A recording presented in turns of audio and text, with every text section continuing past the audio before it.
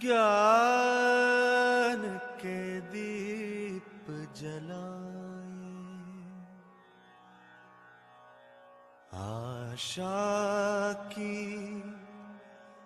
झिलमिल को रोशन बनाए, ऊंचे उठे और छू ले गगन को, ऊंचे उठे और छू ले गगन को, सवेरे की सरगम को जीवन में लाया,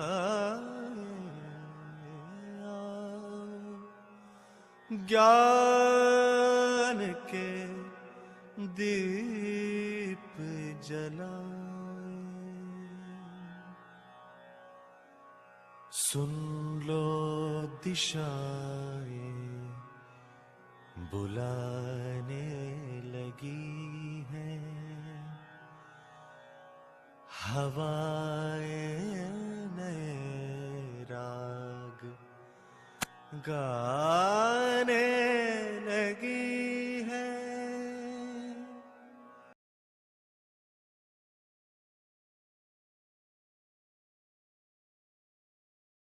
सभी को नमस्ते, सुप्रभात, हरिहर।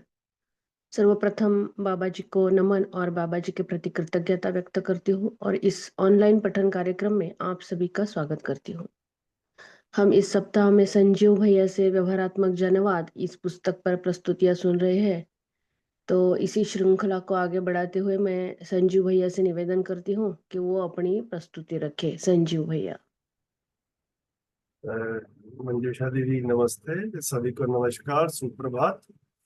मेरी आवाज ठीक से आ रही है? प्लीज कंफर्म कर दीजिए। जी जी भैया, आवाज अच्छी आ रही है। बढ़िया।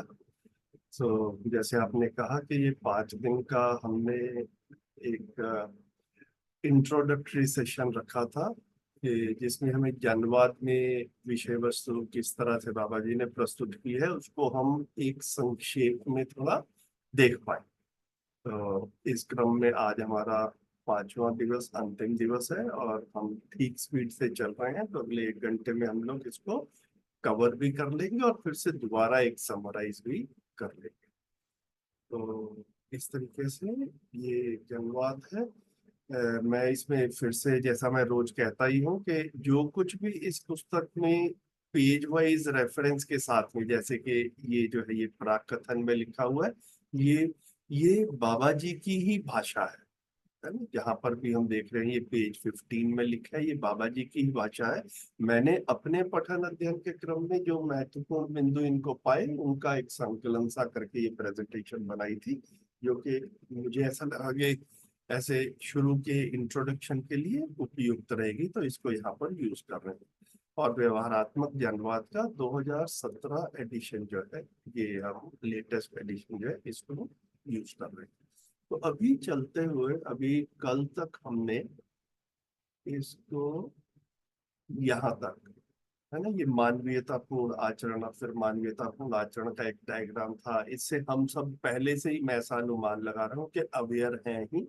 और अभी सच बोले तो इस इन इन सेशंस में हमारे पास में इतना समय या जगह नहीं है कि हम इनके ऊपर एक लंबे डिटेल में बात कर सकें, लेकिन इस तरीके से मानवीय आचरण को मूल्य, चरित्र और नैतिकता इस तरह से रखा है ना। मूल्यों में 30 मूल्य, चरित्र में स्वधन, स्वनारी, स्वपुरुष, दयापूर्ण कार्य व्यवहार, फिर नैतिकता में अर्थनीति, धर्म नीति, राजनीति, ऐसे करके, और फिर 30 मूल्य जो है उसका भी एक डायग्राम रेफरेंस के लिए यहाँ पर रखा है।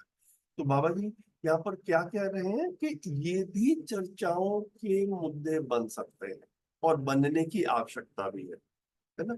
चरित्र क्या है ना। स्वधन किसको कह रहे हैं, स्वनारी स्वपुरुष पूर्वक जीना क्यों आवश्यक है, ठीक है, ये सारे के सारे जो है चीजें, ये भी चर्चा का मुद्दे जो है वो बने। तो जैसे कि हम कल तक अभी बात कर रहे थे और मेरा कल के दिन में ध्यान गया, तो मुझे लगा कि मैं इसको एक एक जो एक मिसिंग लिंक था उसको भी मैं आज रख देता हूँ। कि अभी तक मेरी प्रस्तुति में पिछले 4 दिन से ऐसा चल रहा था कि हम समझे हुए हैं, और और हमने समझाना कैसे है। सामने वाला अगली पीढ़ी का व्यक्ति हो सकता है, हमारा बच्चा हो सकता है, या कोई और समझने वाला हो सकता है। हम तो बार बार मेरे भाषा में समझाने वाला जो था वो ज्यादा आ रहा था। फिर मुझे ऐसा लगा कि एक्चुअल में देखा जाए, मैं अपनी यात्रा को भी देखता हूँ, तो समझना भी मेरे लिए महत्वपूर्ण। तो हर बार मैं किसी के साथ बैठूंगा तो समझाऊंगा, ये भी आवश्यक नहीं। जैसे जैसे मुझे कई बार, मैं दिल्ली में बैठा हूँ और किसी को हापुड़ संस्थान तक लेकर के जाना है, जैसे, या किसी के साथ में बैठने का अवसर मिलता है। मैं पिछले महीने सुरेंद्र पाल भैया दिल्ली आए, तो मैंने उनसे रिक्वेस्ट किया कि भैया आप हमारे घर आओ, और फिर मैं ही आपको लेकर के हापुड़ चलूंगा। उनका एक सत्र था। अब मैं सुरेंद्र पाल भैया को अपने से श्रेष्ठ मानता, तो अब जब मैं उनसे बातचीत करने का अवसर मिल ही रहा है, वो घर भी बैठे हैं 2-3 घंटे, है ना, फिर हम गाड़ी में बैठ के जा रहे हैं, 1.5 घंटे का रास्ता है। अब मैं सुरेंद्र पाल भैया को समझाऊंगा या सुरेंद्र पाल भैया से समझूंगा? तो तो एकदम से ध्यान जाता ही है कि जो हमसे, जिनके प्रति हमारी स्वीकृति है कि ये हमसे श्रेष्ठ हैं, उससे पहले मैं अपने मन में मुद्दे सोच के रखता हूँ कि अपनी भी कुछ स्पष्टताएं अभी तक नहीं बनी है ना। हमारा भी पठन अध्ययन क्रम में अपने में शोध चलता ही रहता है ना, और उसमें फिर कुछ स्पष्टता आसानी से बन जाती है, कुछ धीरे धीरे करके लंबे समय में बनती है, और बनने में कई बार प्रश्न चिन्ह भी रहते हैं। तो जब अपने से कोई श्रेष्ठ व्यक्ति मिलता है, तो उस अवसर को समझने के लिए भी मैं लगा, है ना। तो ये ये जो है, किससे समझना है, किससे समझाना है, ये भी अपनी एक स्थिति का आकलन करते हुए जनवाद में जो है हम इनिशिएटिव किस तरीके से लेंगे। तो कोई जो हमसे श्रेष्ठ है वो तो हमारे साथ में उपलब्ध है ही। तो हो सकता है कि वो भी जनवाद के लिए अपने मन में, उनके मन में कुछ मुद्दे होंगे ही, तो वो भी उसको अपने हिसाब से करेंगे। लेकिन मेरी अपनी भी कुछ जिज्ञासाएं, तो जिज्ञासाएं हैं, तो जैसे ही रखते हैं, तो हमने हमेशा पाया ही है कि ये हमसे श्रेष्ठ व्यक्ति जो है, ये भी हमारा सही मार्गदर्शन करते ही है, उनको भी तृप्ति मिलती है उन प्रश्नों के उत्तर से। तो समझना समझाना, ये जनवाद का फोकस बना। ये मुझे लगा था, ये अभी तक ये इस भाषा में ये बात रखी नहीं गई थी, तो आज मेरा मन था कि इसको इस पे रख के, ऐसे करके यहाँ तक हमने देख लिया था, है ना। तो ये सारे मूल्य है, मैं समझाने के लिए तब जाऊंगा जब मैं खुद समझा हुआ होऊंगा। मैं अपने में ऐसा पाता हूँ कि 10 साल के पठन अध्ययन का मेरा पहला परिचय शिविर 10 साल पहले हुआ था। आज तक भी कई मुद्दे ऐसे हैं जिनमें मेरी स्पष्टता नहीं बनी, अपने में शोध चलता रहता है, पुनः अध्ययन चलता रहता है। तो जहां स्पष्टता नहीं बनी है, वहां पर स्पष्टता बनाने के लिए संवाद करता हूँ, वहां पर मैं एक जिज्ञासु की तरह, एक विद्यार्थी की तरह प्रस्तुत होता हूँ। और जहां स्पष्टता बनी है और सामने वाला अवसर दे रहा है, वहां पर समझाने के लिए भी प्रस्तुत, है ना। ये जो है, ये अपना स्व मूल्यांकन पूर्वक ये सारे हम जनवाद में प्रस्तुत हो, इस चीज की काफी आवश्यकता है। नहीं तो ये स्व मूल्यांकन ठीक नहीं होता, तो हमें काफी बार ऐसा लगता है कि भैया मैंने कोशिश बहुत कर ली, उत्साह तो बहुत है, लेकिन गाड़ी जो है वो आगे चल नहीं रही। तो मतलब इसको अपने में रिव्यू करने की आवश्यकता है। ये ऐसा एक मुझे लग रहा था कि रख के आज हम अगली स्लाइड पर चलते हैं। ये अब पेज 68 पे कहा, मानवीय शिक्षा में जीवन एवं शरीर का बोध होना ही प्रधान मुद्दा है।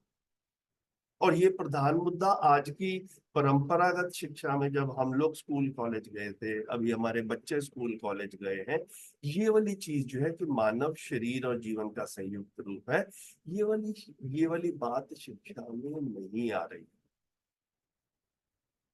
ब्रेन शरीर को चलाता है, क्लासरूम में यही पढ़ा है।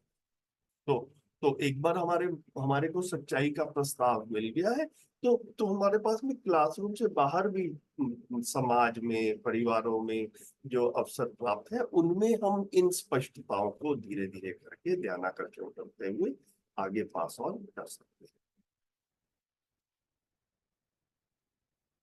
मानव अपार सुविधा संग्रह को पाते हुए अथवा जो पाए हैं उनमें तृप्ति का प्रमाण तो हुआ भी नहीं, और संग्रह सुविधा की प्यास अति की ओर होता हुआ मिला। यह भी इस बात का द्योतक है कि तृप्ति बिंदु और कहीं है। तृप्ति के लिए हर मानव तृषान्वित है ही, इसका निराकरण समाधान पूर्वक होना देखा। तो ये तृप्ति जो है ये वस्तुओं से नहीं मिलती है ना। तृप्ति की जो प्यास है उसका निराकरण समाधान से मिलता है, समझ से मिलता है। ये एक बड़ा शिफ्ट है एक्चुअल में जो मध्यस्थ दर्शन में प्रस्तावित है कि तृप्ति वस्तुओं से मिलने की बजाय यहाँ प्रस्ताव है तृप्ति समझ से मिलती है ना। समाधान ही सुख है। ये इसको इसको बाबा जी ने बार बार जो है वो कहा कि ये अपने में एस्टेब्लिश हो जाए और घर के सभी सदस्य जो है ना, मतलब हम अपनी जिम्मेदारी के रूप में इस चीज को देख पाए कि ये स्पष्टता है हर मानव शरीर और जीवन का संयुक्त रूप है। ये स्पष्टता घर में सब व्यक्तियों की हुई है कि नहीं हुई, ये अपने में एक लगातार मूल्यांकन का मुद्दा जो है वो बना रहे और इसके ऊपर काम चलता है ना। धरती पे 800 करोड़ लोग हैं, वो सब शरीर और जीवन का संयुक्त रूप है, वो बाद में होगा। पहले घर में हम 6 लोग 8 लोग 10 लोग हैं, क्या हमारा हमारा सबका जो है ये स्पष्टता बनी है कि नहीं बनी, ये पहला पड़ाव है ना। और इसको हम अपने में रिव्यू करते रहें। फिर समाधान ही सुख है, ये मेरे घर में सब व्यक्तियों को कितनी स्पष्टता से स्वीकार हुआ है, क्योंकि परिवार में संयुक्त रूप से निर्णय लिए जाते हैं। मैं समाधान ही सुख हूं ऐसे मान करके चलूं और बाकी के 5 लोग सुविधाओं ही सुख है ऐसा मानकर चलें, तो भी परिवार में रोज जो है वो कलह क्लेश होने वाला है। तो पहले मानसिक स्तर पर इस वस्तु की इस बात की स्वीकृति की आवश्यकता है। तो गलतियां क्या हो रही है, तृप्ति के लिए जो तृषान्वित है वो सुविधा संग्रह से कर रहे हैं, लेकिन एक्चुअल में ये देखा गया है। किसने देखा है? लेखक ने लिखा देखा है। ये बाबा जी का ये एक शैली रही ही ऐसी है, ऐसा देखा गया है, ऐसा पाया गया है ना। तो एक्चुअल में मैंने पाया है या मैंने देखा है, ये वाली भाषा की एक फर्स्ट पर्सन अकाउंट की बजाय बाबा जी ने इसको पैसिव टेंस पैसिव टोन में लिखने की ज्यादा शैली अपनाई है कि ऐसा समाधान पूर्वक होना देखा गया। बाबा जी ने देखा है, हम भी इसको जांच करके देख सकते हैं। और जब हम देखने जाते हैं तो हमने भी ऐसा ही पाया है ना। तो वो अपना फिर ये जांच हो गई इस चीज की। तृप्ति के लिए तृषान्वित है, प्यासा है, और ये समाधान से मिलती है। हर मानव तृप्ति पूर्वक ही जीने के इच्छुक है। ऐसी तृप्ति सुख शांति संतोष आनंद के रूप में पहचान में आती है। तो तृप्ति किसको करें? सुख शांति संतोष आनंद के जितने जीवन मूल्य है या जीवन आकांक्षा है, इसी को ही तृप्ति करें।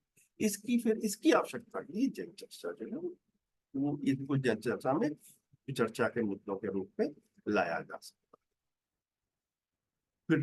फिर जो है वो आगे और बार बार समझने की ओर बाबा जी ध्यान दिला रहे हैं। देखिए मतलब ये जो है ना, ये अब अगले में बाबा जी का ये भी एक अच्छा स्टाइल जो है, उदाहरण जो है वो कैसे दे रहे हैं। देखिए ये बाबा जी का अच्छा मेरे को लगा कि किस तरह से प्रैक्टिकल उदाहरण दे रहे हैं। जैसे कि घर बनाना हो तो उसके लिए मिट्टी पत्थर जो कुछ भी द्रव्य है, बाबा जी ने तो मिट्टी पत्थर लिखा, मतलब हम जब घर बनाते हैं तो जानते ही हैं कि ईंट सीमेंट सरिया लोहा है ना, ये सब जो है वो लगता है घर में। तो ये जो कुछ भी रॉ मटेरियल है घर बनाने के लिए, उनको विधिवत संजो देने से घर बनता है ना। इसमें गलती होने से घर गिरता है। तो हमारे पास में सिर्फ मिट्टी सीमेंट ईंट ये आ जाए और हमें घर बनाना ना आता हो, तो हमारे पास में ये सारा मटेरियल भरपूर मात्रा में होते हुए भी हम घर नहीं बना पाएंगे। अगर बना देंगे तो वो ठीक से नहीं बनेगा, गिर जाएगा है ना, उस ऐसा होगा। इसी तरह से अब उदाहरण हम दूसरे भी देख सकते हैं कि हम घर में कोई सब्जी बनाते हैं किचन में, तो उसमें घी तेल मसाला है ना, नमक मिर्च और सब्जी और गैर ये सब चीजें जो है ये लगती हैं। ठीक है? अब अब अब इनको विधिवत रखने से एक तरीके से बनाने से सब्जी ठीक बनती है। और मेरे जैसा कोई व्यक्ति हो जिसे सब्जी बनानी आती ना हो, तो सामने द्रव्य पड़े हो और कोई कहे कि भैया ये बना दो, तो हमसे बनेगा नहीं, और हम कुछ बना देंगे तो गलत सा बनेगा। तो ये कह रहे हैं कि चीजें होने से भी उसको एक सही संजो देने का एक तरीका रहता है ना, उसको यूज कैसे करना है, वो होने से काम ठीक होता है, नहीं तो उसमें गलती हो जाती है ना। इसको समरी किया, अस्तु हर लक्ष्य के लिए जितने भी साधन होते हैं उनको सार्थकता के अर्थ में सजाना है ना। रॉ मटेरियल, रिसोर्सेज, और रिसोर्सेज क्या बोला, तन मन धन, ये रिसोर्सेज है।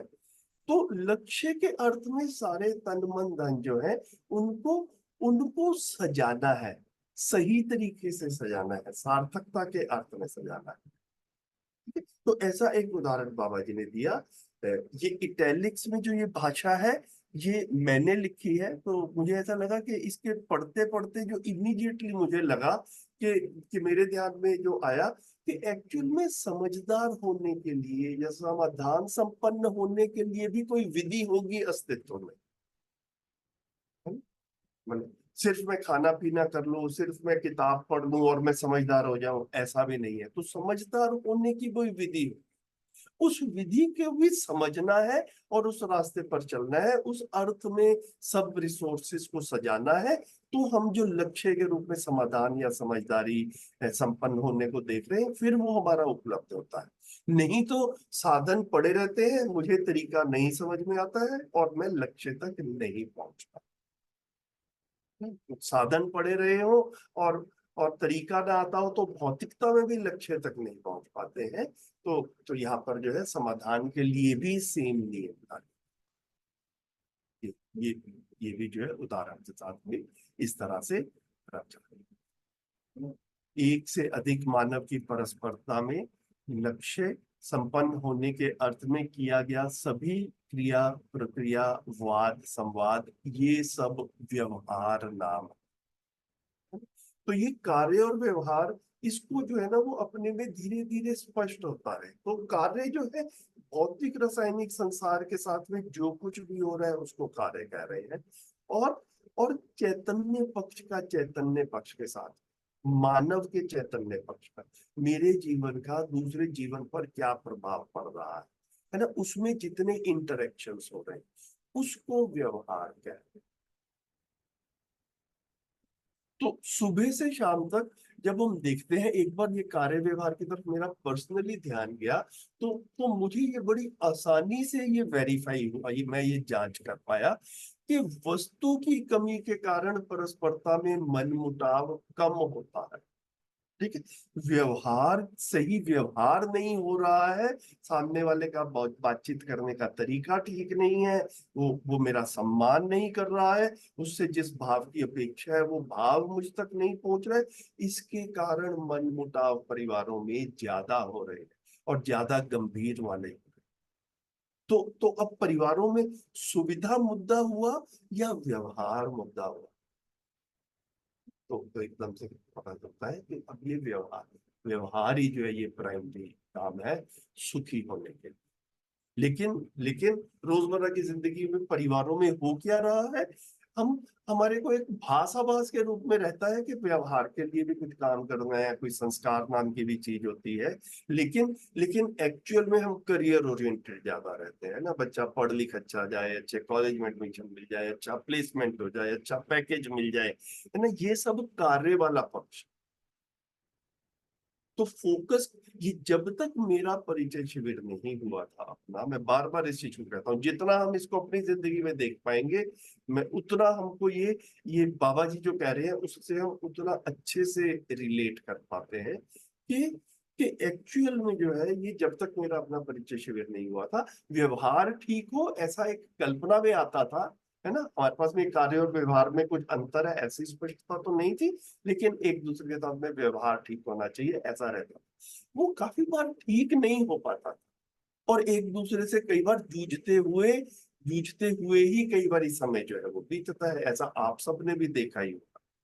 तो तो अब इसके बाद में परिवार में हम सुखी रहना चाहते हैं तो परिवार में व्यवहार प्राथमिकता में, है ना, जहां भी कभी कुछ ठीक होता है तो भी हम देख पाते हैं कि इसके मूल में व्यवहार था। जब भी कुछ ठीक नहीं होता है, आपस में कुछ मनमुटाव की स्थिति बन रही है, कुछ ऐसा लग रहा है कि अवांछनीय घटनाएं हो रही है, उसके भी मूल में अधिकांश हम व्यवहार देख पाते हैं। और जब देख पाते हैं तो फिर जितना अवसर मिल रहा है उतना ही अपने आसपास वालों को परिवार में दिखा भी पाते हैं। ये जनवाद का महत्व है ना। ये देखा जाए सुबह से शाम तक व्यवहार की कमी के कारण कितनी समस्याएं आ रही हैं और वस्तुओं की कमी के कारण कितनी समस्या। व्यवहार सदा सदा से होता ही आया है, भले हमें समझ हो या ना हो, है ना। जब हम में से किसी के भी परिचय शिविर नहीं हुए थे, तब भी व्यवहार तो हो ही रहा था, बेशक उसकी स्पष्टता नहीं थी और बेशक लक्ष्य भी स्पष्ट नहीं। तो सुखी होना मेरा लक्ष्य है या सुविधा संग्रह मेरा लक्ष्य है, ये स्पष्टता नहीं थी, लेकिन व्यवहार फिर भी है। अभी तक मानव को अपनी परंपरा में लक्ष्य की अपेक्षा तो रही है। तो जनवाद में हम बातचीत में लक्ष्य के बारे में बार बार देखते रहे, बात करते रहे, तो ये स्थिर हो जाए घर के सभी सदस्यों में। सुख लक्ष्य है, हर मानव का लक्ष्य सुख। उस सुख निरंतर सुखपूर्वक जीने के लिए कुछ वस्तुएं भी चाहिए। तो जितनी आवश्यकता में वस्तुएं चाहिए, परिवार उसका अपने अपने अपना निर्णय ले पाए और उसको पूरा कर ले, दूसरों से प्रभावित नहीं देना। ये बाबा जी ने बार बार कहा। इसको ये परिचय शिविर की भाषा है और काफी बार हम ये देखेंगे कि जनवाद में जो भाषा है वो एक्चुअल में नॉर्मल बातचीत वाली भाषा है ना। इसमें गहरे मुद्दे जो हैं वो कम उठाए हैं बाबा जी ने। पूरे बौद्ध दर्शन में जितने मुद्दे उठा चुके हैं, जितनी स्पष्टताएं दे चुके हैं, उनको रोजमर्रा की बातचीत में लाने की आवश्यकता है। किस किस मुद्दे को लाया जा सकता है और जब लाया जाए तो उसमें चर्चा में क्या क्या लाया जाए, इसको जनवाद में हम उसी को रिव्यू भी करें। संज्ञानशीलता पूर्वक ही व्यवस्था और व्यवस्था में भागीदारी हो पाती है। अदरवाइज क्या है, जब शीलता नहीं रहती तो संवेदनशीलता या संवेदनहीनता पर ही ध्यान बना रहता। तो यहाँ पर क्या, संज्ञानशीलता पूर्वक ही व्यवस्था और व्यवस्था में भागीदारी हो पाती। तो अब अपने में भी बार बार इस चीज को देखा जाए कि संज्ञानशीलता क्या कह रहे हैं, मेरी ये स्पष्टता पूरे ठीक तरीके से बन गई है या नहीं बन गई है। क्योंकि मेरी बनी होगी तो फिर मैं अगली पीढ़ी की भी बना पाऊँ। मेरे साथ में कुछ लंबा समय लगा, है ना। ये शब्द सुनने में जब सोम भैया समझाते थे तो तब तो सुन के लगता था कि हाँ स्पष्ट हो गया, लेकिन जब अकेला बैठ के सोचता था तो कहीं ना कहीं पे फंस सा जाता था। नहीं, संज्ञानशीलता प्रिसाइजली किसको कह रहे हैं, ये ऐसा लगता था कि अभी अभी सेट नहीं हुआ। तो अपने में बार बार देखा जाए, ये मध्यस्थ दर्शन को बार बार पढ़ने से, चर्चाओं में लाने से अपने में ये रहता है कि ये चीजें बार बार आती रहती है और हमें ये मौका मिलता है अपने में देखने का कि मेरी पूरी स्पष्टता बनी है कि नहीं। तो जनवाद में किसी को समझाने के लिए अति उत्साहित होना बाद का काम है, उससे पहले खुद समझना पहला काम है ना। क्योंकि खुद समझे हुए समझाने जाते हैं तो वो भी एक क्लेश को भी जाते।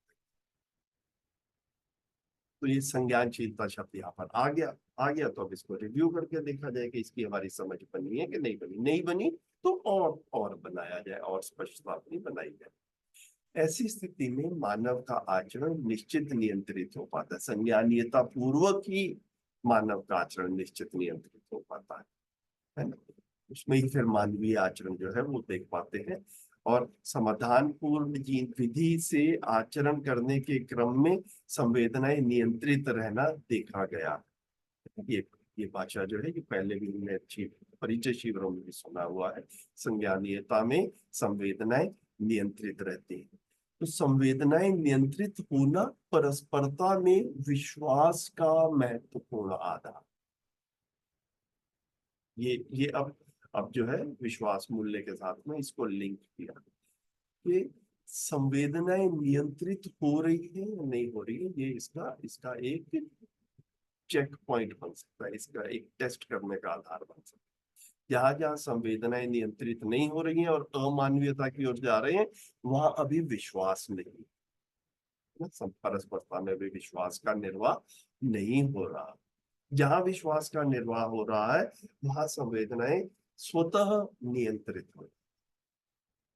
तो इस तरह से सारे मूल्य एक के बाद एक, है ना, मतलब ये जिसको विश्वास कह रहे हैं, सम्मान कह रहे हैं, वात्सल्य कह रहे हैं, गौरव कह रहे हैं, ये सारे जो है ये सारे बाबा जी एग्जैक्टली क्या कह रहे हैं, और जैसा बाबा जी कह रहे हैं क्या मैं वैसा समझ गया हूं कि नहीं समझ, ये भी एक समय लगता है इसको, लेकिन फिर अपने को इसमें अपना इसमें मनन चिंतन जो है वो लगा रहे, बना रहे, तभी ये स्पष्टता जो है वो समय के साथ साथ धीरे धीरे आएगी। तो ये वो 30 के 30 मूल्य जो है वो भी जनवाद के आधार बन भी सकते हैं, है ना, और बनने की आवश्यकता भी है, बाबा जी ने रिकमेंड भी किया है। फिर बड़ा सिंपल सा बात लिख दिया, मानव यदि समझदार होते हैं तो गलती और अपराध करेंगे ही नहीं। सारे अपराध, अन्याय और गलतियां मानव के नासमझी की उपज है। और समय के साथ साथ ये बढ़ रहा है ना, जितना हम अपने समाज में अपने बचपन से लेके आज तक का जो समय बीता है उसमें भी देखें तो ये गलतियां हो रही हैं, नासमझी में ही गलतियां हो। तो इसका मतलब यह है कि ओवरऑल समाज का सर्वेक्षण करने से मानव ह्रास की ओर जा रहा है, ऐसा निष्कर्ष निकलता है, ऐसा सर्वेक्षण से ऑब्जर्वेशन में आता है। घरों में भी जितनी भी गलतियां या अन्याय हो रहे हैं वो भी नासमझी के कारण है। तो समझदारी के उपरांत मानव का आचरण निर्धारित हो जाता है, निश्चित हो जाता है, और मानव निश्चितता, स्थिरता को चाहता ही, ये भी कल परसों हमने एक स्लाइड में देखा था, है ना, मानव में निश्चितता और स्थिरता की चाहत है ही। तो ये समझदारी के उपरांत होता है, उससे पहले होता है।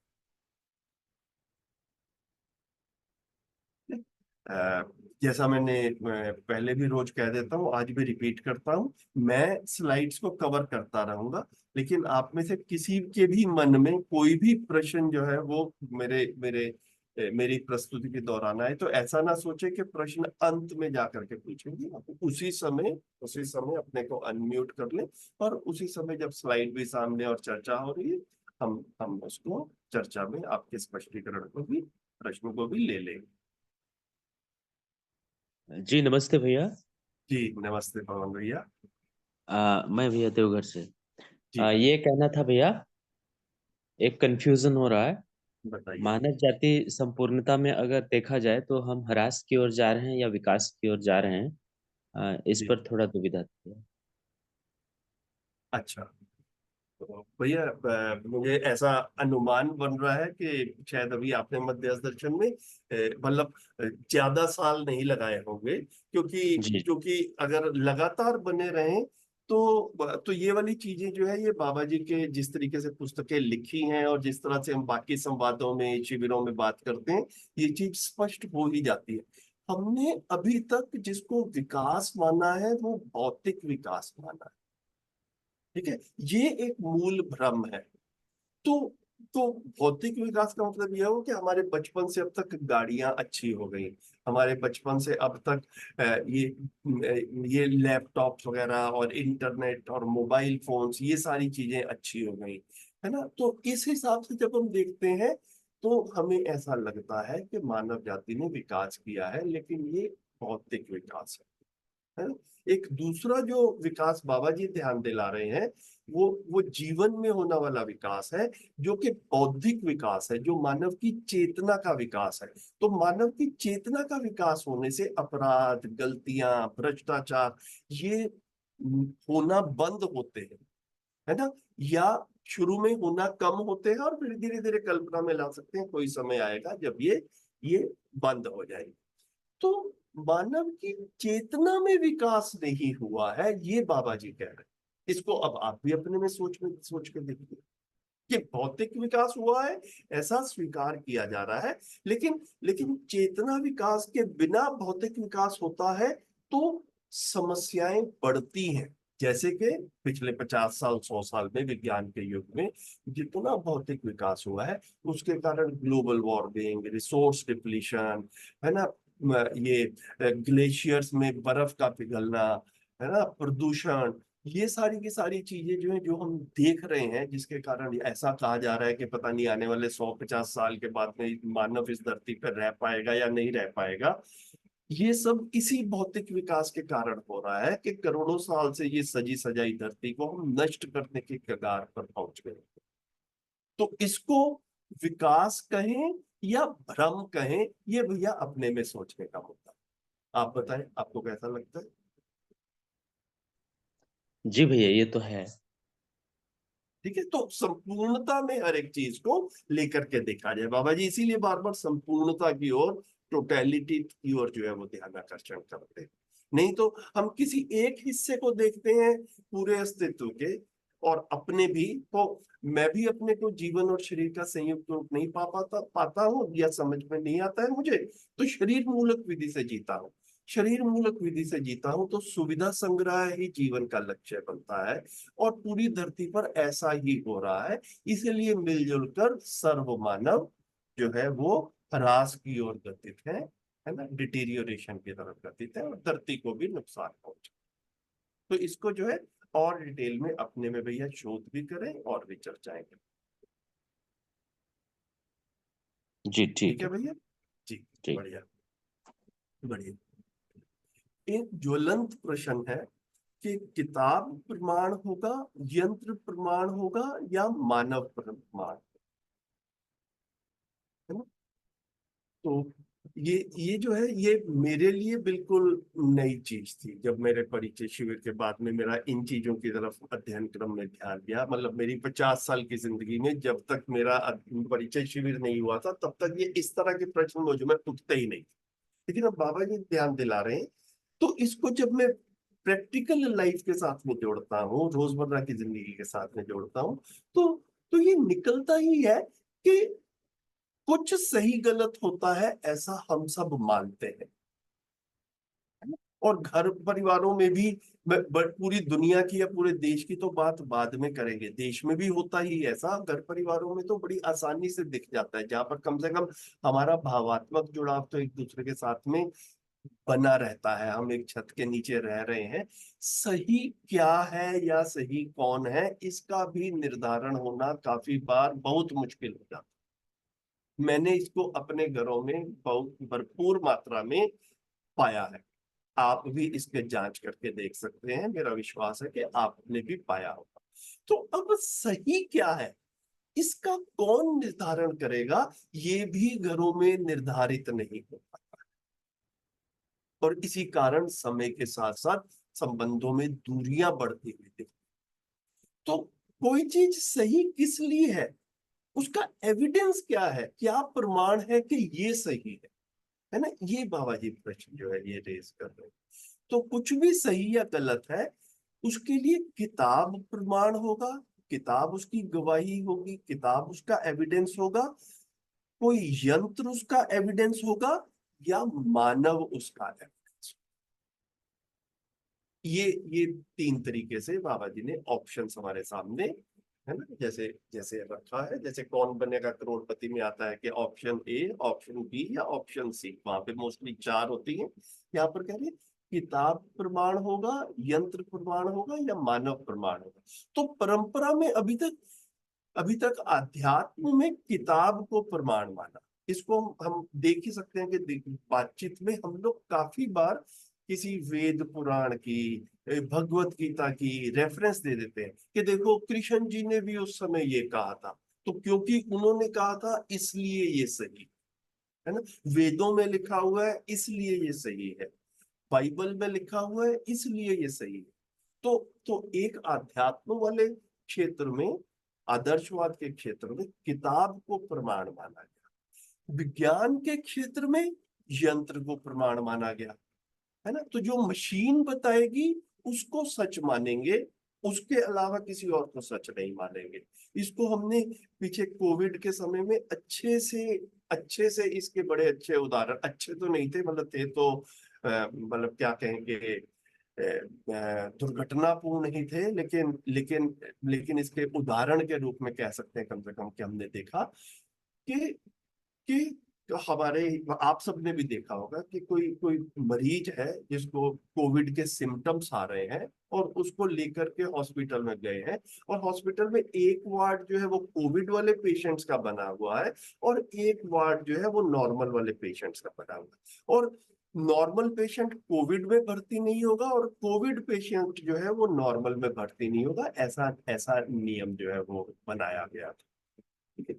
तो तो और हमने ऐसा भी देखा कि किसी किसी मतलब एक एक मेरे सामने जो उदाहरण आया कि एक व्यक्ति की जब टेस्टिंग कराई तो रिपोर्ट नेगेटिव आ गई, लेकिन उसके सारे के सारे सिम्टम्स जो थे वो कोविड वाले ही थे।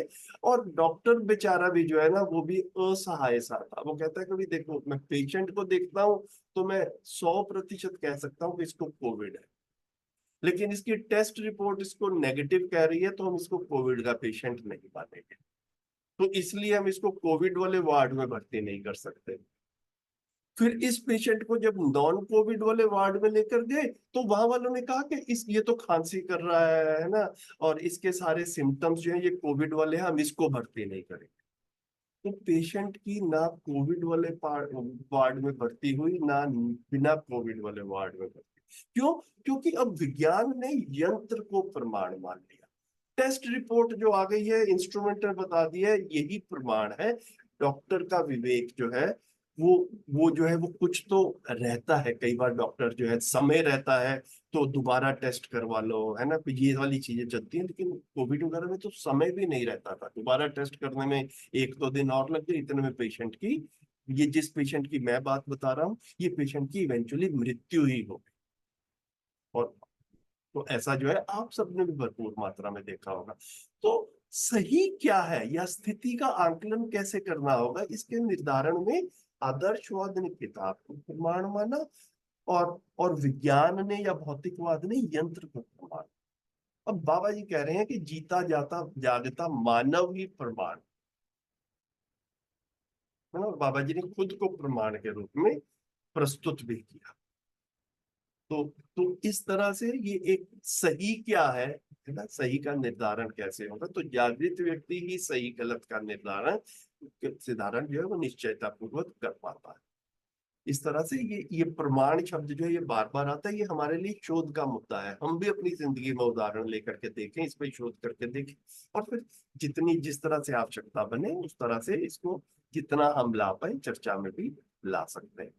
तो यंत्र और किताब के प्रमाण के आधार पर अभी तक मानव कुल स्वराज्य और स्वतंत्रता का इंतजार करता ही आया है। लेकिन अभी तक जो है चीजें ठीक नहीं हुई है। स्वराज्य स्वतंत्रता जो है वो, है ना, वो जिस तरह से कह रहे हैं बाबा जी, वैसा वैसा नहीं मिला है। क्योंकि अभी तक यंत्र और किताब को प्रमाण माना गया है। ये मानव प्रमाण होगा, ये मध्यस्थ दर्शन।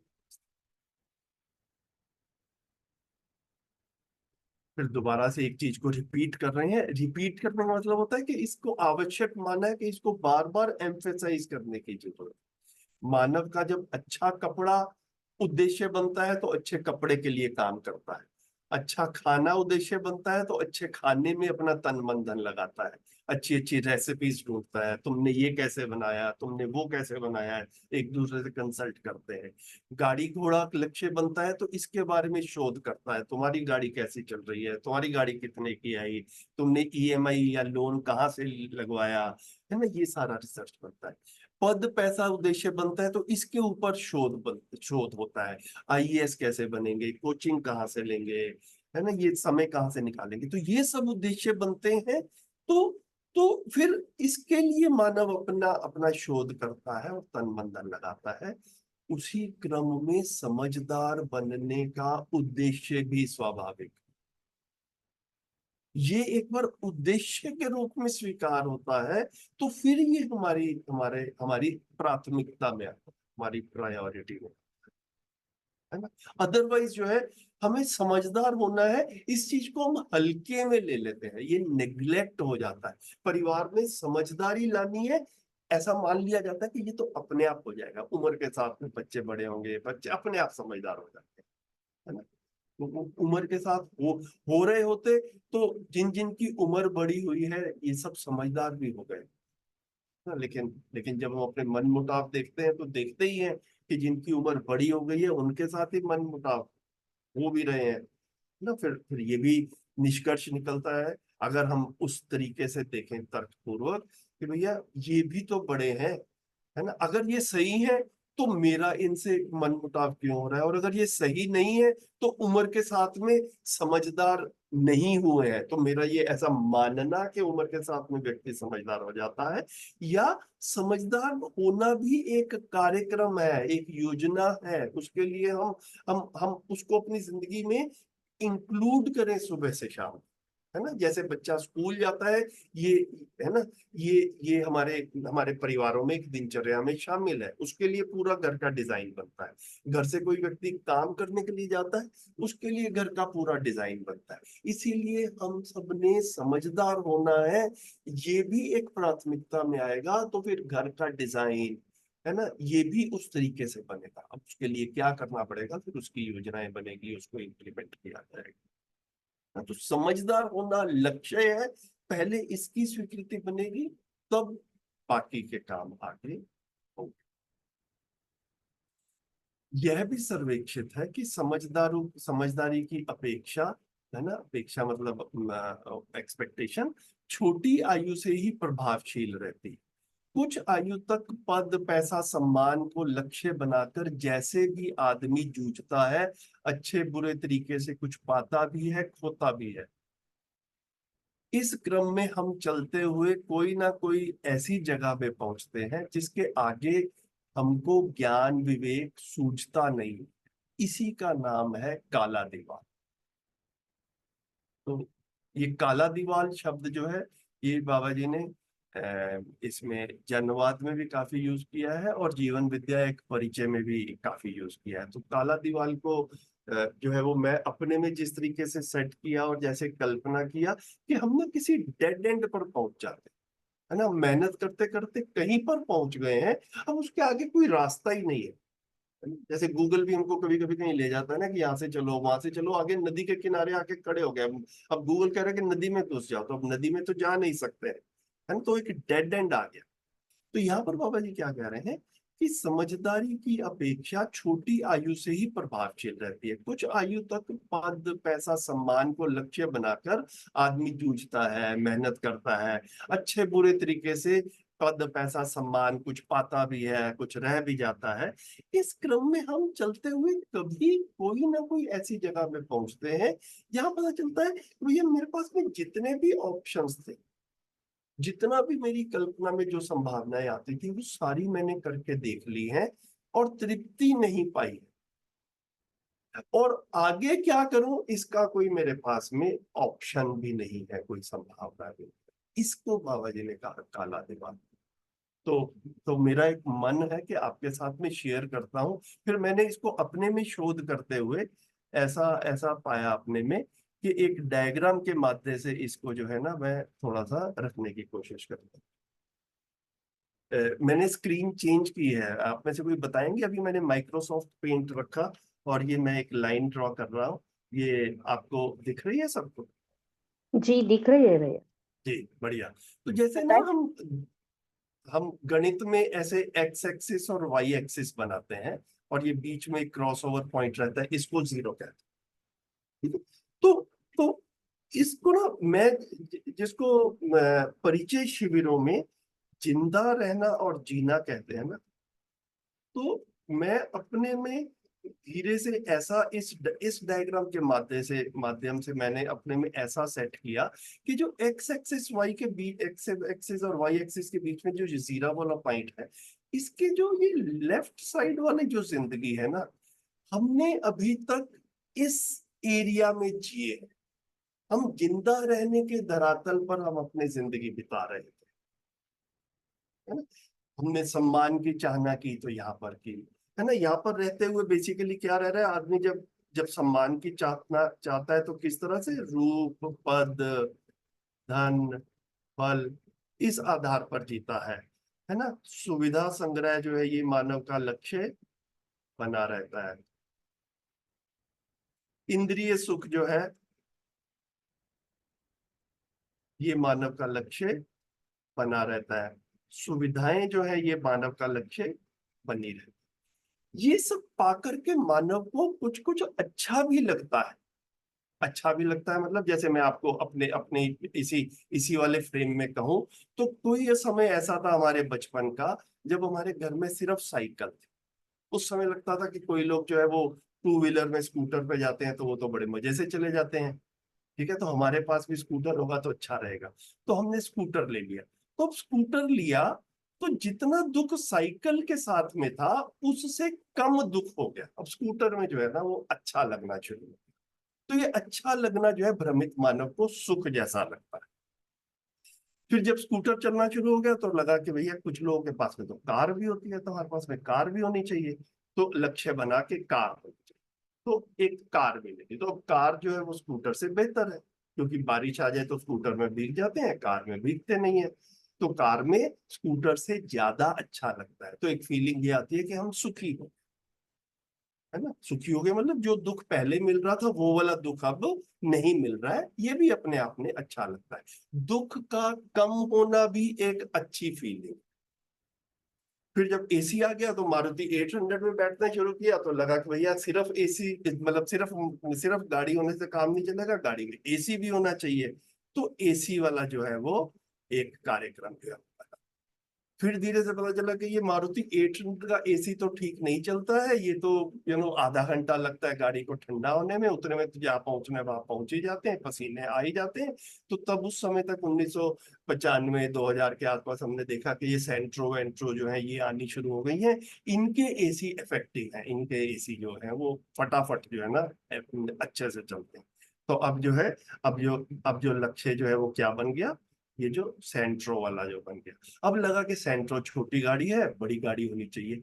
अब ये सारा का सारा ये जिंदा रहने के धरातल पर लक्ष्य बन रहे हैं और इसमें 20 साल निकल सकते हैं। अपने में भी देखा जाए तो ये वाला जो पॉइंट है ना, इस वाले पॉइंट को मुझे ऐसा लगता है, ये वाली जो लाइन है एक्स, ये जो वाई एक्सिस है, इसको बाबा जी काला दीवाल कह रहे हैं। जिंदा रहने के धरातल पर जीते हुए मेरे को जो जो मैं चित्रण के रूप में समाज से स्वीकार करता हूं और उनको पा जाता हूं, वो सब पाने के बाद भी तृप्ति नहीं मिलती है। अगर मैं उस जगह पर पहुंचता हूं और उसको रियलाइज करता हूं, ये अपने में फील करता हूं कि हाँ, जहां मैं पहुंचना चाहता था वहां नहीं पहुंचा, तो ये भी अपने में बड़ा सेटिस्फाइंग है, ये बहुत बड़ी उपलब्धि है ना। हम सब लोग जो इन सत्रों में बैठते हैं, जो मध्यस्थ दर्शन का अध्ययन कर रहे हैं, ये अध्ययन करने का मूल में कारण यही है कि हमने इस काला दीवाल को पहचान लिया, है ना। जो लोग अभी तक शिविरों में नहीं आ रहे हैं, अभी तक सुविधा संग्रह में ही लगे हैं, हालांकि उनकी गाड़ियां, उनके घर, उनका पैसा हमसे कहीं अधिक है, अधिक ज्यादा है मात्रा में, वो उसका यही मतलब है कि अभी तक उनको ये लग रहा है कि जितना हमने पाया है शायद वो कम पाया है। क्योंकि जब कम था तो ज्यादा मिलने से सुखी हुए, लेकिन जितना सुख चाहते थे वो नहीं मिला, तो शायद अभी कम पाया है। और भौतिकता में चीजें सुविधा संग्रह में आ जाएंगी, है ना, तो सुखी हो जाएंगे, ऐसा एक भ्रमवश कल्पना चल। ये काला दीवाल के आगे जिंदगी है ना, ये जो तृप्ति है वो इस एरिया में, सारा सुख, समाधान, व्यवस्था, मूल्य, व्यवहार, ये सारा इस तरफ है ना। इधर संवेदनहीनता और संवेदनशीलता है, इधर संज्ञानशीलता है। तो ये काला दीवाल का मेरे मन में जिन मैंने बाबा जी की जब पुस्तकें पढ़नी शुरू की और शिविरों में ये शब्द आए सामने, तो मेरा अपने में एक इमेजिनेशन सा चला, तो मुझे ऐसा लगा कि मैं इस काला दीवाल को बड़े अच्छे से अपनी जिंदगी में महसूस कर पाया। और ये जितने अच्छे से हम अपनी जिंदगी के अधूरेपन को देख पाते हैं, उतना ही स्वयं स्फूर्त विधि से इस अधूरेपन को पार करना भी हमारी आवश्यकता है। क्योंकि मानव अधूरेपन के साथ में जीना उसको स्वीकार नहीं। ठीक है, तो थोड़ा मेरा ऐसा ऐसा मन था कि इसको इसको शेयर करूं। आई होप कि मैं अपनी बात जो कहना चाहता था वो रख पाया। ये जो काला दीवाल जो है, ये मेरी कल्पना में चित्रण के रूप में ऐसा जो है। इसको जो है, ये मैंने जनवाद का आज पीडीएफ भी खोला हुआ है, और बिल्कुल पुस्तक भी मुझे लगा कि थोड़ी एक बार हम हल्की सी देख लें। ये व्यवहारात्मक जनवाद का पेज नंबर 36 जो है ना, इसमें जो है ये लिखा गया है। मुझे लग रहा है कि ये 2 4 5 7 लाइन है, इसको पढ़ लेते हैं। यह तथ्य पाया गया कि संवाद केवल प्यास को बढ़ाने के अर्थ में ही हो रहा है। अभी तक जितना भी संवाद हो रहा है भ्रमित अवस्था में, वो प्यास को बढ़ाने के अर्थ में हो रहा है। गणितीय भाषा में 2 है तो 4 चाहिए, 4 है तो 4,000 चाहिए, 4 अरब चाहिए। यही प्यास है। अपने को कम होना पाते हैं, और यह भ्रम होता है कि ज्यादा धन जिनके पास है वो सुखी हैं, जबकि ऐसा है नहीं, है ना। जिसके पास ज्यादा धन है वो भी सुखी होने का अभिनय कर रहा है, सुखी नहीं है वो। हो सकता है सुखी भी हो, है ना। ये अपने में जांच कर देखना पड़ेगा। उसका प्यास पीछे वाले से बहुत ज्यादा रहता है ना। जिसने ज्यादा पा लिया है उसकी प्यास भी बढ़ गई है ज्यादा, तृप्ति नहीं बढ़ी है, उसकी प्यास ज्यादा बढ़ गई है ना। जितना ज्यादा धन रहता है उतना ही ज्यादा अनेक गुना का प्यास बनता है। ऐसा प्यास त्रासदी है, ऐसी जो है ये प्यास की ट्रेजेडी है ना। ये बुझने की बजाय बढ़ती जा रही है। इसको हर व्यक्ति परीक्षण मेरे सर्वेक्षण कर सकता है, चाहे गांव हो, परिवार हो, बंधु हो, बांधव हो, पहचान का हो, अनजाना हो, सब जगह यही। ये बाबा जी की भाषा है, पेज नंबर 36 पे। ये जो जनवाद हम पुस्तक पढ़ रहे हैं, ये पिंक कलर की जो बुक है ना, इसको आप पढ़ेंगे ही बाद में, है ना। ऐसा, और कईयों ने, आप में से कई भाई बहनों ने पहले से भी पढ़ ली होगी, ऐसा मेरा विश्वास है। लेकिन ये प्यास बुझ नहीं रही है सुविधाओं का अंबार लगाने के बाद भी। और जितनी सुविधाएं बढ़ रही हैं उतनी प्यास बढ़ रही है। ये बाबा जी अपने तरीके से, अपनी शैली में, इस सेक्शन में बाबा जी ने ऐसा इसको रखा। मुझे लगा कि एक बार इतना भी जो है मैं सामने रखता हूँ, फिर वापस हम अपनी प्रेजेंटेशन पे आ जाए, है ना। तो जिसे हम लक्ष्य बनाए थे उसे पाने के बावजूद समस्या शेष रह गई, इसका मतलब है हमारा लक्ष्य ही सही नहीं, है ना। अतः लक्ष्य पर पुनर्विचार की आवश्यकता पड़ती है। इसके अभाव में मानव संकटग्रस्त रहता है। जी पूर्णिमा दीदी, आपने हैंड रेस किया, बताइए दीदी। नमस्ते, सभी को नमस्ते। भैया, जी दीदी। उद्देश्य और लक्ष्य में क्या फर्क है? हाँ, तो दीदी मैं लक्ष्य जो है ना, ये तो बाबा जी ने मानव लक्ष्य के रूप में रखा है।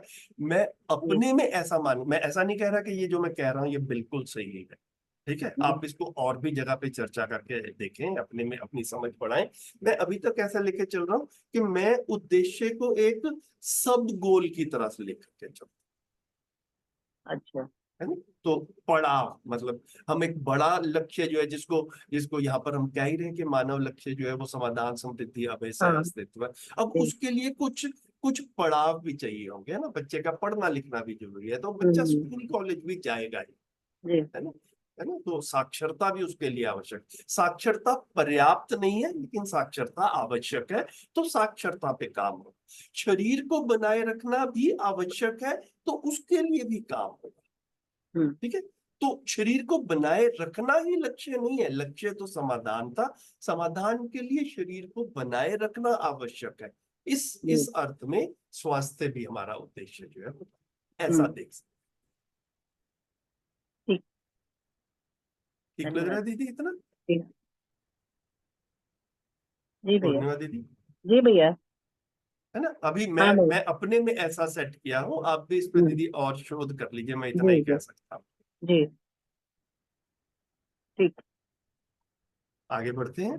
जी। इसको समराइज भी करते हैं, लास्ट के बस थोड़ा सा ही रह गया। इसमें पेज नंबर बुक में 103 से 107 में बाबा जी की एक शैली ये भी रहती है कि पूरे मध्यस्थ दर्शन को 5-7 पेज में हर एक वाद में, अध्यात्मवाद में भी, जनवाद में भी, और भौतिकवाद में भी ऐसा रख देते हैं। तो यहाँ पर भी बाबा जी ने हर पुस्तक में क्या क्या कवर किया है ऐसा करके इसमें रखा है। ये पढ़ने से स्पष्ट हो ही जाएगा। फिर 10 सोपानी व्यवस्था की बात की है है ना। 10 सोपानी व्यवस्था जो है, इसके ऊपर अच्छी बात हुई है इस पुस्तक में, काफी डिटेल में 20 पेज लगा करके बाबा जी ने 10 सोपानी व्यवस्था का वर्णन किया है। हर सोपान में क्या क्या होगा, है ना। तो ये भी जिनका भी मन हो, ये मतलब ये इसको अच्छे से जो है इसमें जनवाद में 10 सोपानी व्यवस्था जो है इसको 109 से 129 पेज में, है ना, ऐसा करके रखा है। तो ये इस तरह से मैंने इसको 10 सोपानी व्यवस्था को एक, उसका भी एक चित्रण जैसा मेरे मन में बना था, मैंने यहाँ पर रखा, है ना। ये नीचे परिवार सभा जो है, परिवार सभा में 10-10 लोगों का एक परिवार रहेगा, उसको 1 सोपान बोला, तो इनकी गिनती ज्यादा होगी, है ना। फिर 100 परिवारों का, फिर 10 परिवारों का परिवार समूह होगा, है ना। इनकी गिनती पूरे संसार, पूरे विश्व में देखेंगे तो कम होगी, फिर ग्राम के लेवल पे और कम होगी, ऊपर जाते जाते विश्व के लेवल पर देखेंगे तो विश्व सभा जो है वो पूरे विश्व में एक होगी। तो इस तरह से 10 सोपानी व्यवस्था का एक मॉडल जो है वो बाबा जी ने प्रस्तावित किया है। फिर यहाँ पर कह रहे हैं कि संवाद का अंतिम लक्ष्य मानव आकांक्षा का पहचान होना, उसे प्रमाणित करना ही, समाधान समृद्धि अभय सह अस्तित्व ही प्रमाण है, और मानव ही इसका प्रमाण प्रस्तुत करता है। ये किताब प्रमाण है या यंत्र प्रमाण है, ऐसा अभी तक बातचीत चली आ रही है परंपरा में, लेकिन उससे जो हम रिजल्ट चाहते थे वो नहीं मिले। तो मानव ही प्रमाण होगा, मानव ही प्रमाणित करेगा। मानव सदा सदा अपने में संतुष्ट होने के अर्थ में ही सारा संवाद और अध्ययन करता है ना। जिसको लक्ष्य मानता है उसके अर्थ में ही, उसके अर्ध गिर्द ही संवाद होता है ना। ये हम भ्रमित परंपरा में भी बड़े अच्छे से देख पाते हैं। किसी को क्रिकेट का में रुचि है, रुचि मूलक आस्वादन क्रिकेट से मिलता है, तो उनको क्रिकेट में सब प्लेयर्स के सब स्टैटिस्टिक्स याद रहते हैं। सचिन ने कौन से मैच में कौन से रन बनाए थे, कौन से साल में खेलना शुरू किया था, कौन से साल में खत्म किया था। नहीं, ये उनको रहता है। किसी को कुकिंग में बहुत रुचि रहती है तो उनको कुछ कुकिंग की रेसिपीज और उस तरफ, किसी को शेरो शायरी में रुचि रहती है तो कोई भी बात हो रही है उससे किसी ना कहीं से जुड़ा जुड़ाया कोई शेरो शायरी जो है वो प्रस्तुत कर देते हैं। उनका सारा कल्पनाशीलता जो है, जिस तरफ रुचि रहती है मानव की सारी कल्पनाशीलता उस तरफ नियोजित रहती है। तो समाधान में हमारी रुचि बन जाए, समाधान में हमारे पूरे परिवार की रुचि बन जाए, तो हमारी कल्पनाशीलता उस अर्थ में चलेगी। जहां हमारी कल्पनाशीलता चलती है, जहां हम उसको नियोजित करते हैं, वहां रिजल्ट आ ही जाता है। ठीक है। तो पाने की स्थली में रिक्त रहने के स्थान पर ही, है ना। तो मेहनत बहुत की है, पाया नहीं है। वो रिक्तता को पहचान पाना, उस काला दीवाल को पहचान पाना पहली उपलब्धि है कि जिस तरह से जिंदगी चल रही है ये पूरी नहीं पड़ रही है और जिंदगी निकल रही है, जिंदगी का बड़ा हिस्सा निकल रहा है। तो फिर हम समीक्षा करके, ये बाबा जी ने पूरा कंटेंट हमको हमको दिया ही है, हमें सिर्फ इसे जांचना है, और जांचने के बाद में सही बातें हैं तो स्वीकारना ही है। हमने इसको बड़ी सहजता से, मैंने पर्सनली इसको बड़ी सहजता से सही पाया, और बड़ा बड़ा एक तरह से एक एक ऐसा पाया कि एक नया अनुसंधान है। ऐसी बात मतलब हमारे पास में और कहीं से भी हमारे कानों में नहीं पड़ी थी इससे पहले, योग मध्यस्थ दर्शन की बात जो है, जो विकल्प के रूप में आ गई। तो फिर उससे निष्कर्ष निकलते हैं, फिर हमारा जीने का कार्यक्रम जो है, डिजाइन जो है, फिर उस तरीके से बनता है ना। पुराने डिजाइन में जो खामियां रहती हैं उसको हम हटा देते हैं अपनी जिंदगी से और नई चीजें ले आते हैं। मानव महिमा को जितना चित्रित कर पाएंगे साहित्य का अपने लिए, तो ये इस तरह से रखा है इसको। और फिर चैप्टर 8 में जो है जन चर्चा की आवश्यकता में कई मुद्दे लेकर के जो है ना, वो बाबा जी ने कहा कि मतलब उसके ऊपर फिर एक एक दो दो पेज में कुछ कुछ लिखा है ना। जैसे जन चर्चा में जैसे कई चीजें आ सकती है, जैसे स्पोर्ट्स को हम समाधान की दृष्टि से कैसे देखते हैं, है ना। अब स्पोर्ट्स में कंपटीशन दिखता है ना। अब जन चर्चा, अब हम मध्य दर्शन में वैसे कहते हैं कि कंपटीशन जो है वो नहीं होना चाहिए, तो क्या स्पोर्ट्स को बंद कर दिया जाए। तो बाबा जी इन मुद्दों को हैंडल कर रहे हैं। उत्सवों का क्या किया जाए, है ना। तो जैसे जन चर्चा में क्या है, मतलब ये क्रीड़ा विनोद का जो है वो अब जो बाबा जी ने लिखा है उसको हम पढ़ ही लेंगे, आप सब पढ़िए इसको, मतलब। लेकिन एक चीज जो है ध्यान में आती है कि अब क्रीड़ा विनोद की कल्पना, स्पोर्ट्स वगैरह को जब हम देखते हैं तो उसकी कल्पना में क्या आता है, एक एक टीम स्पिरिट जो है ना, टीम की भावना जो है वो जो है वो बनती है, मिलजुल कर काम करने का। जैसे क्रिकेट खेल रहे हैं, हॉकी खेल रहे हैं, फुटबॉल खेल रहे हैं, और भी बड़े बड़े सारे गली मोहल्ले में खेल होते रहते हैं, इसमें सब मिलकर काम कर, है ना। ये वाला पार्ट क्रीड़ा में सही है। लेकिन लेकिन हजारों लाखों बच्चे मेहनत करें और सिर्फ किसी किसी को ही कुछ रिजल्ट के रूप में मान सम्मान और पैसा मिले और बाकी लोग गरीबी में रहें, ये जो है वो परंपरा में जिस तरीके से क्रीड़ा को रखा गया था, ये ठीक नहीं लगता। हम कितनी बारी देखते हैं, अखबारों में आता भी है ना, किसी को 10 साल पहले, 20 साल पहले कहीं पे कोई नेशनल लेवल पे, इंटरनेशनल लेवल पे मेडल मिला था, आज वो गरीबी में जी रहा है ना, हम उसको भूल ही गए बिल्कुल भी ना। तो ये सारी चीजें जो है इस तरह से क्रीड़ा का, है ना, और समीक्षा का, आप समीक्षा करने की आवश्यकता है कि नहीं है, ये भी बाबा जी इसको हैंडल कर रहे हैं। इस तरह से अच्छे मुद्दे एक जगह के ऊपर चैप्टर 8 में बाबा जी ने रखे हैं। आप लोग इसको, मुझे लगा कि रेफरेंस के लिए मैं रखता हूँ, आप लोग इसको पढ़ ही सकते हैं, देखिए। तो जनमानस संवाद के लिए है ही। संवाद किस लिए करता है, अपनी पहचान बनाने के लिए करता है, या ज्ञानार्जन करना है, कराना है। अब जो है इसमें हम सार्थकता को पहचान लें और सार्थकता इनको सुनिश्चित कर लें, ये एक आवश्यकता है, और यही जनवाद की भूमिका है। इस तरह से मैंने अपनी तरफ से अपनी बात रखी, है ना। आपने मुझे बात रखने का अवसर दिया, आपका बहुत बहुत धन्यवाद, और आप सबको ढेरों शुभकामनाएं। मंजूषा दीदी, मैं आपके आप अपनी तरफ से जो बात रखना चाहें रखें, और भी किन्हीं साथी की तरफ से कुछ प्रश्न हो, कुछ शेयरिंग हो, तो वो भी ले सकते हैं। जी भैया, धन्यवाद भैया। आपने तो बहुत सटीकता से समराइज किया इस पुस्तक को सरल भाषा में और पॉइंट वाइज रखा, बहुत ही सुंदर।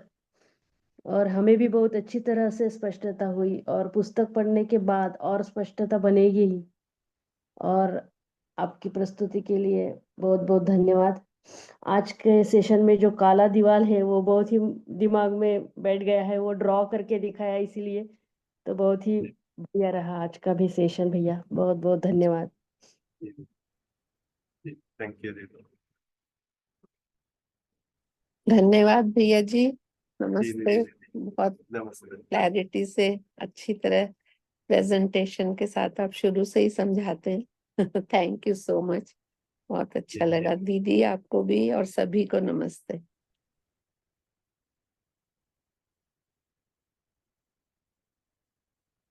नमस्ते भैया, नमस्ते दीदी, सब ओके। नमस्ते।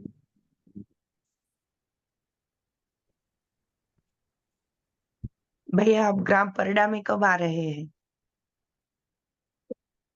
दीदी बनाएंगे, कभी प्रोग्राम बनाएंगे, कुछ ऐसा नहीं है। अब हम सब एक ही रास्ते पे हैं, तो आना जाना तो चलता रहेगा। जैसे भी होगा देख लेंगे दीदी, अलग से बात कर लेंगे। जी, आपका स्वागत है भैया, जी दीदी, आप आइए जरूर। जिस तरह से इन सेशंस में आ गया हूँ उसी तरह से ग्राम में भी आ जाऊँ। जी, नमस्ते भैया, धन्यवाद। जी जी जी।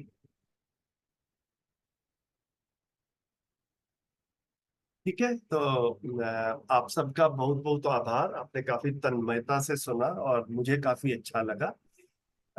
ये 5 दिन रोज एक एक घंटा आपके साथ में संवाद करना। जैसा मैंने कहा था, मेरे पास में जो ये प्रस्तुति है, इमीडिएटली अभी हम ये मीटिंग क्लोज करेंगे, और ये मैं, मेरे पास में वैशाली दीदी का नंबर है, उनको मैं फॉरवर्ड कर दूंगा, और आप लोग आपस में कोऑर्डिनेट कर लीजिए कि आप तक, सब तक वो ये जो प्रेजेंटेशन है, जिसका भी मन हो उसको फिर दोबारा से भी देख सकते हैं, अपने रेफरेंस के लिए रख सकते हैं। बढ़िया, आपका दिन शुभ हो, और हम सब मिलजुल कर धन्यवाद भैया। जागृति याद पथ पर आगे बढ़ते रहें। जी, कुसुम दीदी कुछ कह रही है। भैया धन्यवाद, नमस्ते भैया। बस, नमस्ते। चलिए मीटिंग को फिर क्लोज करते हैं। नमस्कार, धन्यवाद। नमस्कार, आज का दिन मंगलमय हो, इसी शुभकामना को लेकर आज का सत्र यहाँ समाप्त करते हैं। धन्यवाद भैया जी, आपका बहुत बहुत धन्यवाद और आभार। फिर से मिलेंगे भैया, ग्राम परडा में आपको आमंत्रित किया जी ही है जया दीदी ने। जी जी दीदी, जी जरूर। ठीक है दीदी, नमस्ते।